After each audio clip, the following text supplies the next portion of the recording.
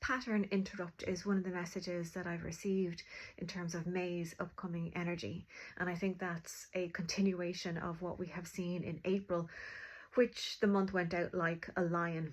We had an influx of extremely high vibrational energies in the latter half of April, which was assisting our systems in recognizing what was still remaining within the system that is disconnected from love, that is separating us from ourselves, which is the antithesis of our truth. And you see this pattern interrupt in ways where the Pope died, or you have the blackouts in Spain, France, and Portugal. And what they do is similar to what happened in COVID, where we're going about our lives and in the energy typically of the masculine energy, we're going straight ahead in a linear fashion, striving towards a goal, and we're trying to do and get and have. And then we have a pattern interrupt. COVID, blackout, death of a pope, whatever it is, a natural disaster, an earthquake. And what it does is take all of the external away from us. All of the constructs that we were trying to control, force, and manipulate into a particular structure, so we could get from it what we feel we need to be safe in the world, or validated, or etc. All of those external structures are then removed. And what that hopes to do is bring us into an awareness of what is happening in our internal experience. So if you take everything in the external away, what are you left with?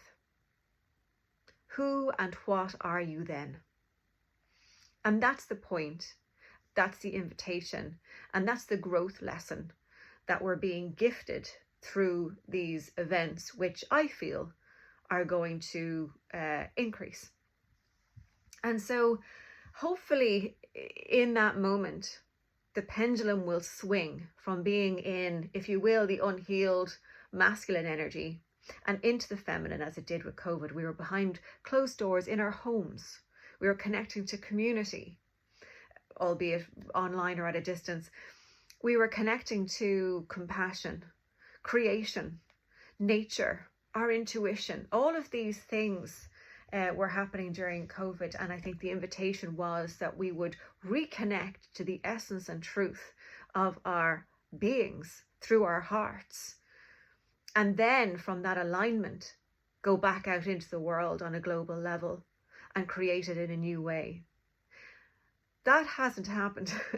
And so I think we will continue to have these pattern interrupts to bring us back into our internal experience, connection, and landscape, until we can connect and create that from the heart, and then express that outwardly to create the world from that love.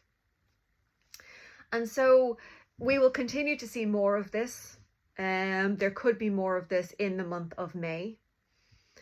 But certainly, even if you don't see heightened external events, there may even be periods of time in May where there's just a neutrality to your life, where there actually isn't a whole lot going on. And that can also serve as a lessening of distraction and having to engage with the external so that you can connect with the internal. Connect with yourself, connect with your heart, connect with your true being. And the other thing that came up was, how can you know what you want if you don't know what you're worth? And so if you're not connected to the truth of your being, to the unconditional love that you are, to the infinite being that you are, to the source and co-creator with source that you are, how can you move forward to anywhere that is of value if you're not in alignment to that first? And so if a lot of things feel like they're being stripped away from your life externally, whether it's the loss of a person, like a job or a house or an expectation or a dream, it might be just to create space so you can connect back internally to what truly matters. And there was another thing that came up, and it was in those moments, say for instance the blackout, or say for instance COVID, we typically go in one of two directions, as we do with anything in life, and that's towards fear or towards love. And I want to maybe reframe fear, because it might be useful in an event where the rug gets pulled from under you and your world totally shifts quite rapidly and chaotically. And so if we use the acronym of FEAR, F standing for focus. So in those moments, it focuses your attention onto the now. You're not projecting into, what I'm going to have for dinner, what I'm going to say in the meeting, or into the past, the argument that you had, or the mistakes that you made. It brings you very much focused into the present moment and the only thing that is actually happening. And then there's an emotional response. So you can feel what is actually truly happening within you. And again, it's kind of important to recognize what that is. Do you feel, oh my goodness, if I don't have all of these external outcomes, then I don't have anything, or I'm not safe, etc. Or is that emotion, I'm going to lead through this with love, I'm going to have compassion, I'm going to have empathy, I'm going to connect to community, I'm going to be in service through the heart. And so we're being prepared, I think, to be able to cultivate that inner experience for the circumstances that are coming down the tracks and going to arise. A in FEAR stands for agitation. So our world is being shaken up. It has to be shaken up so that we can then put the pieces back together in a different way. And so there's this agitation. It has to happen. Otherwise, we would stay blinkered and in that linear,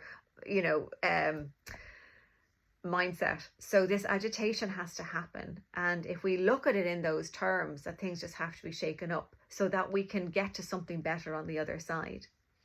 And OR in FEAR standing for reveal. There's several ways you can use the OR, but to reveal to us, okay, well, what is it that I truly want? Do I want to live in the world that then feels we're in competition for limited resources, or I'm now pitted against somebody because things are in limited supply?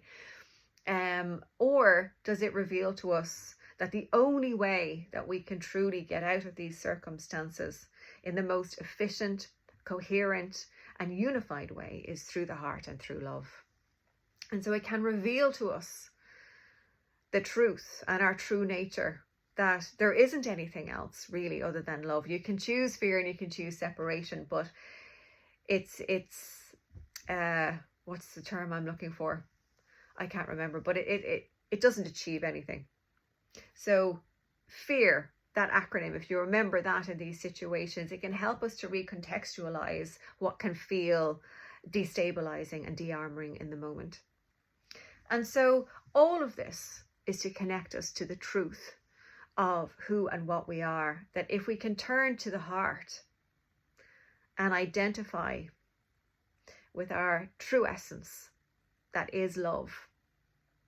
And as we go through this process, we might be aware, and probably will be aware, of all of the ways that we continue to harbor separations within ourselves from that love, that truth, that essence, something that we haven't forgiven, something that we have held on to and didn't let go of, something that we've been harboring within ourselves for a long time, which has dictated our perceptions of ourselves and other people, or our patterns, or our behaviors, or our choices.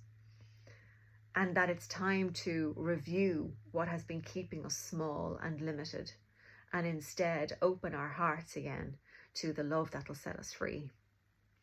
And that is going to be the primary point, I think, of May, is these pattern interrupts, and allowing us to see when the external world begins to fall away, what we're left with internally, and cultivating a greater connection to our heart and that love, and healing what has separated us from our own heart and our own love, so that when it really matters, we're going to be able to, from that cultivation, navigate the external world and put it back together in a way that is going to make sense for everyone in the long term.